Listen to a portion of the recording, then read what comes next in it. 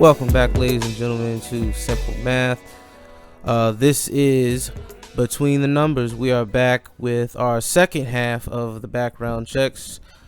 Today we're going to be diving a little deeper into the kind of like some of the political background of one Mike Pence, the vice presidential candidate. Not candidate, I'm sorry, the vice president, current vice president, and of course Donald Trump, our current president of the United States. Yes, sir. This is Mr. here. I thought I'd introduce myself. Oh, dang! I probably should have introduced. Yeah, no, I just wanted to make sure they knew I was here. But yeah, we're here. Which one do you want to dive in first? So I think I'm gonna save Donald Trump for the kind of like the little second portion. So I think I want to jump into Mike Pence a little bit. All right. Because Mike Pence is kind of he's kind of flown kind of underneath the radar.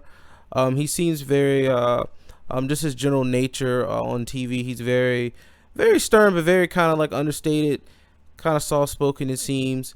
So I kind of felt the need to kind of like just see what he's all about.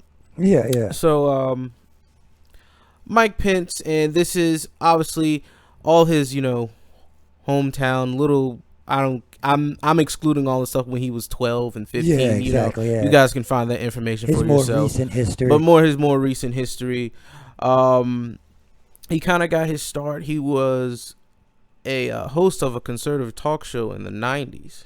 Oh, I did not know that. Yeah. Yeah, when I saw that, I was like, damn, that's something I've learned for the first time today. That's crazy. That surprised me too, because like I was saying, like just with his kind of like demeanor, you wouldn't think he would be someone for the talk show at all. Yeah. Like he would be someone to talk at all. Yeah.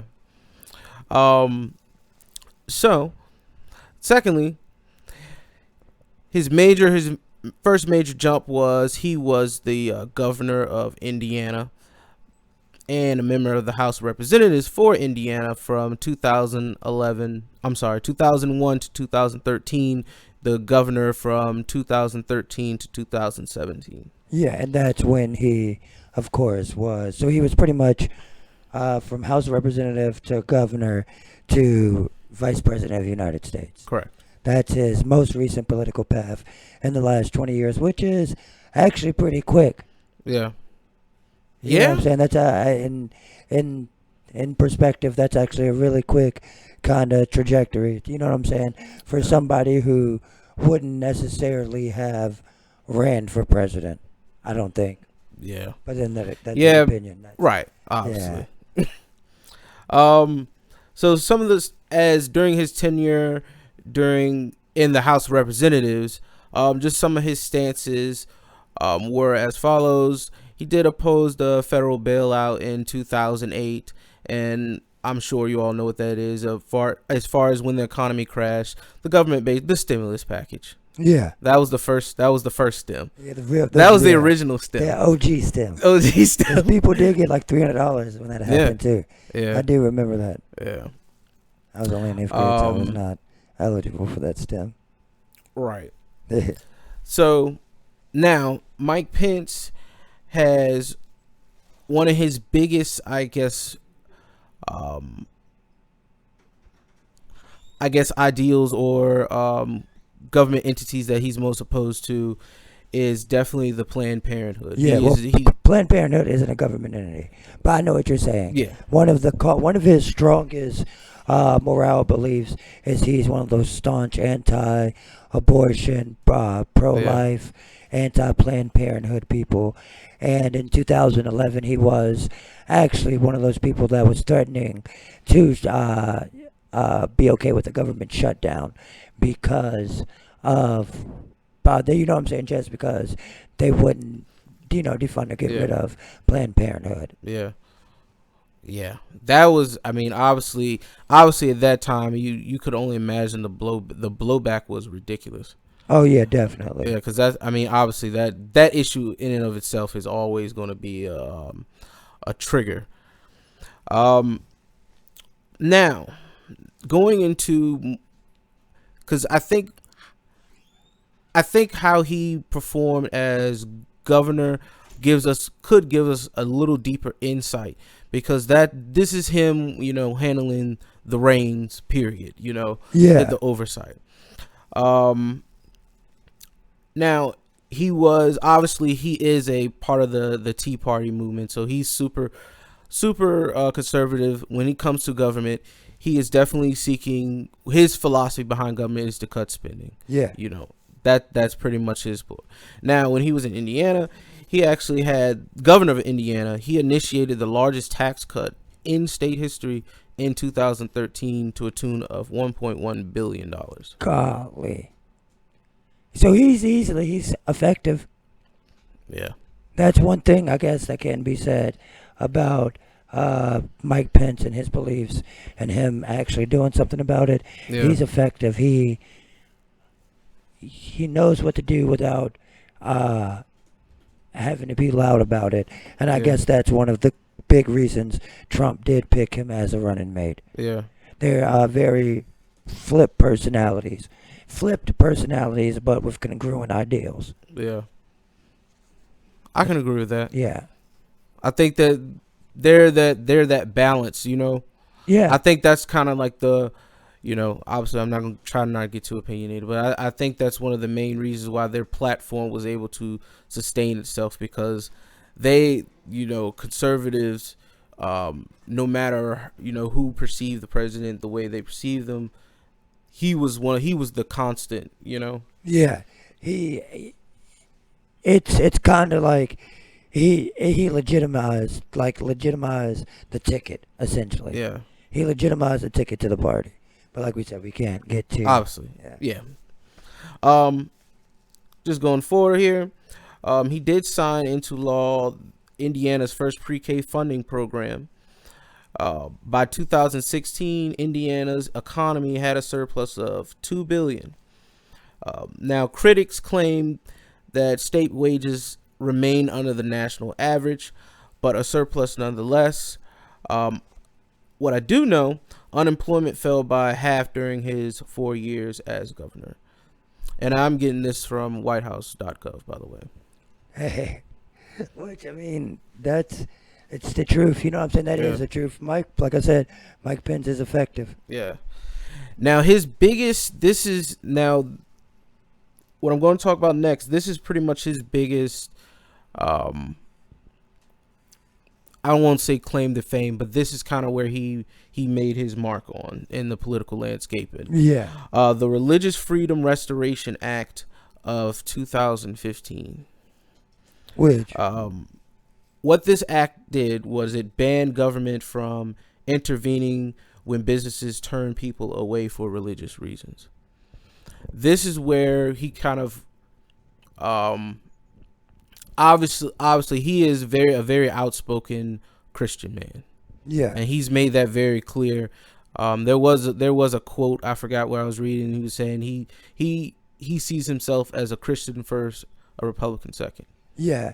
If I'm not mistaken, this was the case where the couple went to go get the wedding cake. Yep. And they got turned away because it was a gay couple, and the bakery owner just said she didn't want to do it. Yeah. And so, yeah, that was the situation. So, like we said, that is like we say, he's staunch in his beliefs. He's a very staunch, pretty much with what you would prototypical. I won't say prototypical because that has kind of a negative connotation. He's the epitome of a conservative Republican. You know what I'm saying? He's going to be very right about things. Is not going to believe in abortion. Like we said, tax cuts for businesses. He's pretty down the middle when it comes to where he lies. He's pretty kind of secure in what he believes and what he believes. He's pretty much all in on the his platform. Yeah, there's no beating around the bush or being vague when it comes to him. He makes it known, and it all falls in line usually with what the Republican Party has stood for the last 30-ish years. Yeah. 30, 40-ish years. Now, how do you think his role would be, because the debates are coming up soon? How do you think he will be used, I guess, as a what do you think his role would be in Trump's election? And this next one, Yeah. so I think he's really going to be I don't think Democrats are really going to let Joe Biden debate Trump. I don't think it's going to happen. I don't think we're going to get a Trump Biden debate. Now more that I've been thinking about it, I don't know if that would be the best idea, but that's that's for the next pod. Right. But this is also for the next pod, but preview that. Mike Pence's job is going to be to do that, to just carry some public legwork, is just get more fans. Yeah. That's all it's going to be. But we'll discuss that next pod, because that's actually something I was putting together for next pod. No doubt. Yeah. No doubt. Want to move on to Mr. Trump? Yeah, we're gonna move on to Mr. Trump. Hailing from Queens, New York. Yeah, you can definitely hear it in his talking. Yeah, hailing from Queens, New York. He was a former real estate mogul who inherited the business from his father. Yeah.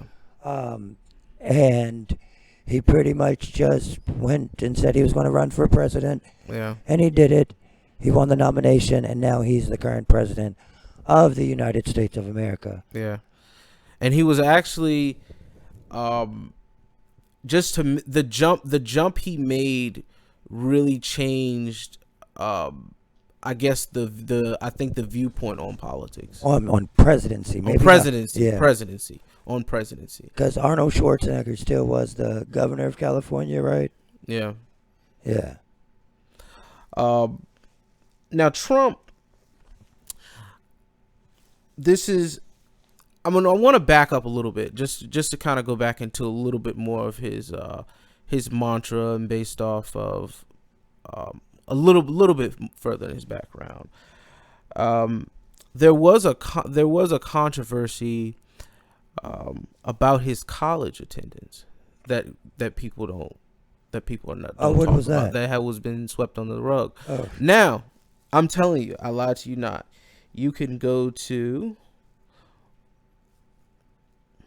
Hold on. I'm gonna have it pulled up for you a second. If he's spreading a conspiracy, this is not a conspiracy. This is not a conspiracy theory. It's a unknown unknown. So It's a Go ahead. You can say it. I want to hear it now. So, allegedly, Donald Trump, there's very few records of him actually attending the school that he says he graduated from. So he went to the Wharton School of Finance, which is University of Pennsylvania. Yeah. He says he has said that he graduated at the top of his class, yet there's no record of him ever making the honor roll. Okay, I mean, you just lied about that. If that's the case, if that is... You don't think that's odd? That's not the discussion. I mean, it's odd, but is that the discussion for me? I mean, yeah. I don't know. Maybe I don't know. That's definitely odd, but yeah. I guess so. So maybe I don't know. Maybe I guess I just missed that. I just fucking missed that. I thought this was gonna be the typical. What do you mean?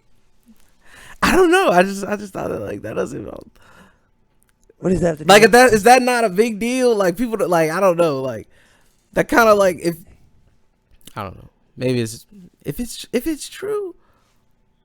All right. I'm gonna pull up the. Let me pull it real quick. Why don't you post it online and make it a popular theory then? I will. Anyway, I ain't gonna keep stalling. So his jump from the real estate market, basically he's been a mogul. Obviously inherited a bunch of money from his father, changed the name to Trump Enterprises. Pretty much his whole branding has just been to buy all the nicest properties, people pretty much. And he also had a show called The Apprentice. The Apprentice, yeah. Which was that was his first really public platform where I think that people really scale gravitated towards him. Yeah. That show, I think that show, when we look back, I think that show did a lot more for him than people think it did. Yeah. Because he did Apprentice and he was in WrestleMania. Yeah. WrestleMania 20, wasn't Yeah, it? he was actually in an episode of Fresh Prince too. Yep. And he was in Home Alone. Really? One of them, yeah. Like for a second. I did not know that. Nevertheless, What's some important things he's done as president? I think one of the biggest. Here are a few I had written down here. He has reshaped the federal judiciary. He has appointed 2 Supreme Court justices, 205 judges overall, all for lifetime appointments.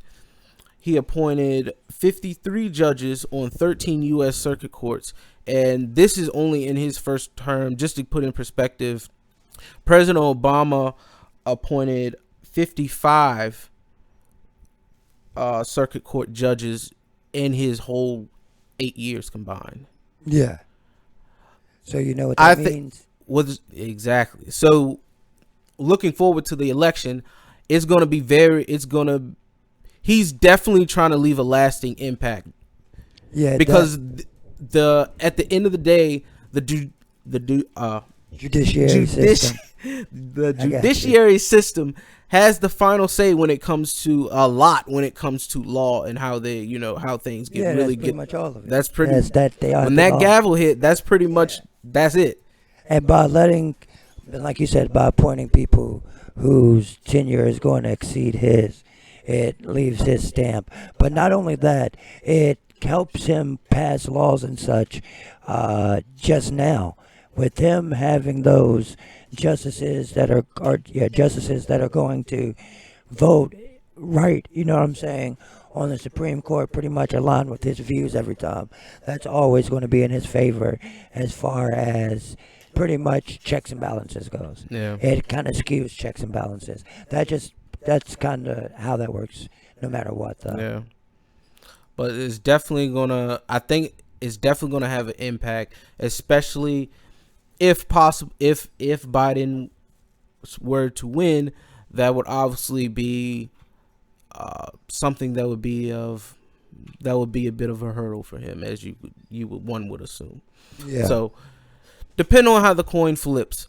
Nevertheless, they're gonna be there. They have lifetime appointments, most. So I mean, at the end of the day, unless they do something ridiculously wrong, like they're there. Nah, I think even then they still have a lifetime. Like, and do you think lifetime appointments is No, I don't think that's fair at all.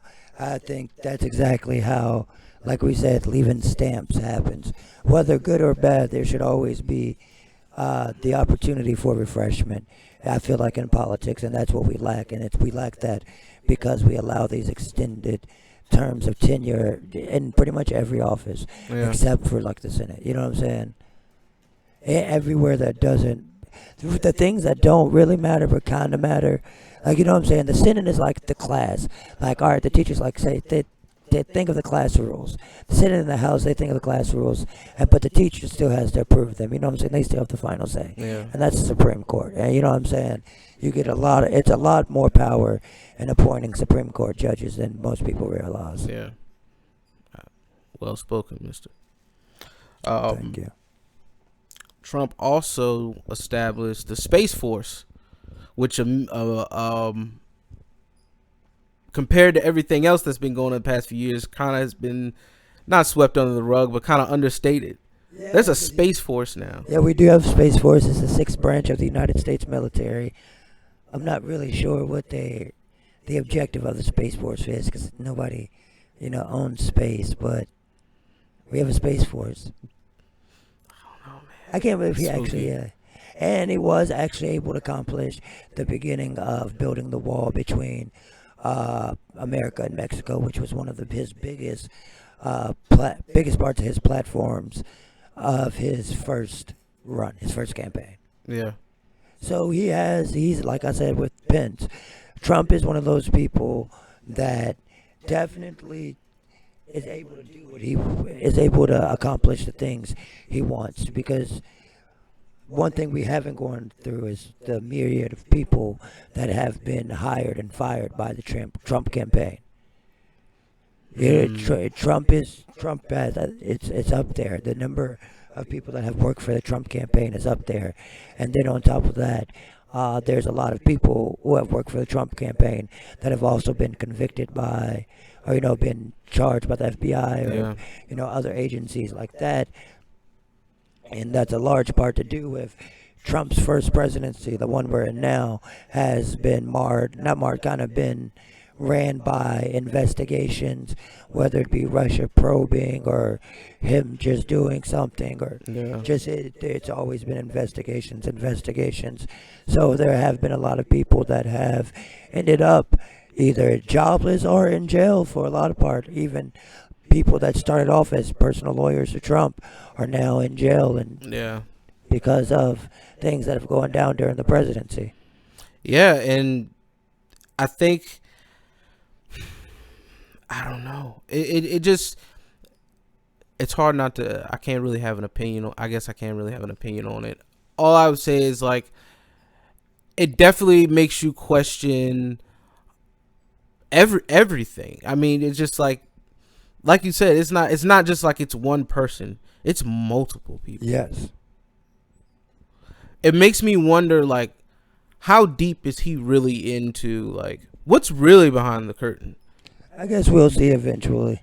But that's not the conversation with this pod. Yeah. Fair enough. Telling you, man. Tax reform. This is one of the bigger things. He cut the corporate tax rate from 35% down to 21%. It was actually one of the biggest tax reform Tax cuts. yeah in decades, pretty much since Reagan. Yeah. That's pretty much that sounds like a Mike Pence thing though. Yeah, It's exactly. that sounds like Mike Pence. But it's all, like I said, it's all in line. It's Mike all Pence in knows how line. to get what he wants. It all works. It all works with their ideals. So, um, Daddy- obviously, I mean, you know what that means. I mean, for large businesses, that's great.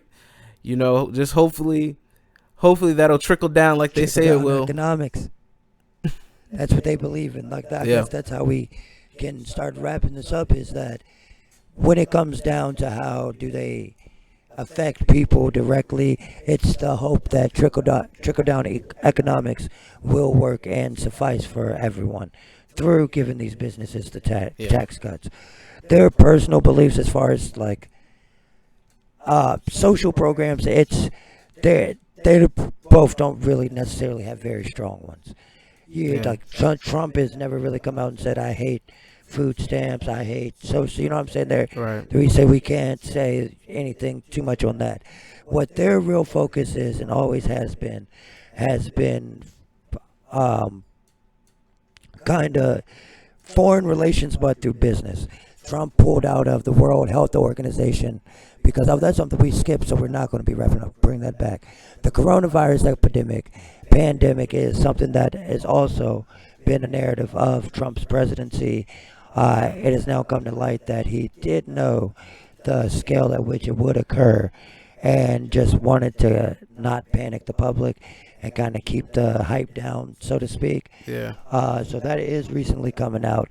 So, and that's kind of, with that coming out, we can kind of wrap up his attitude toward the whole pandemic. That's how we can say he handled it. I In think his own words. I think Trump maybe he's living and dying with the people who got him there. Yeah. I think that's how I view it. I guess I guess it's a bad. I mean, I know it's not. It's all. I have to kind of form a general. Trump is one of the opinion. very first. Trump is the only president to be president and still have rallies. You know what I'm saying? Yeah. Trump also does have probably one of the highest mystique factors of any president. Oh yeah, because you never know what he's gonna do. Yeah. You never know. And That's kind of. as opposed to robotic Mike Pence, you have wild Donald Trump. Yeah. Yeah. Cause see, the people want their leader coming around swinging the hammer. Yeah. That's what people. That's people. He has the charisma No matter what, whether, say your opinion on him is whatever, but he had the character to be able to get the ideals across that he wanted to get ideals. Exactly. And I think going back to your coronavirus thing, I think that, he's pretty much telling himself, saying, hey, anybody with two eyes could see that, say, hey, maybe I, should have got ahead on this a little bit more. Yeah, exactly. Yeah. So I think that's kind of like, he pretty much broke that down for you. Yeah. I do want to go back. I actually found the article from the Washington Post. Okay. Did you have anything else to say before I? That's a little bit more credible. Now go ahead. From the Washington Post.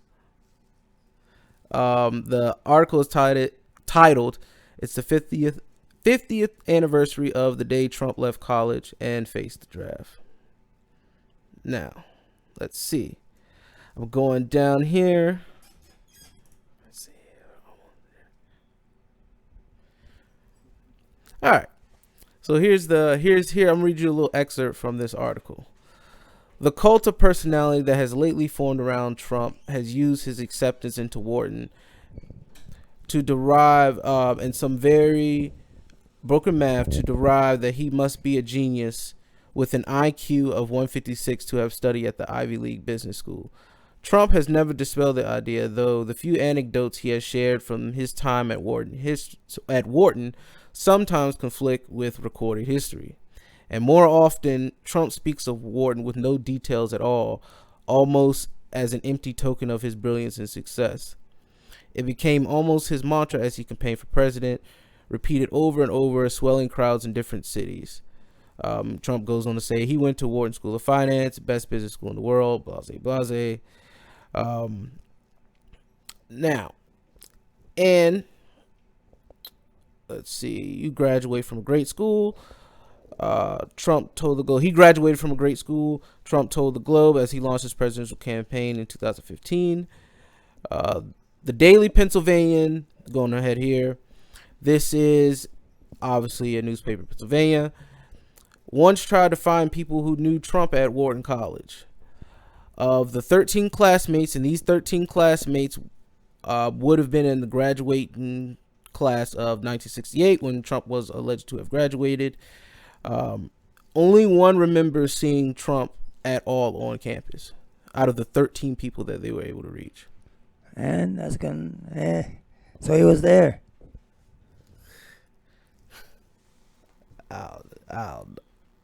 You don't think that's odd? You don't think that's odd at all? I mean, you really gonna leave me hanging on this one, mister? I don't know what I'm supposed to be amazed about. I don't know. The president is lying, possibly. Hey, look, we're talking. I'm not trying. I can't be.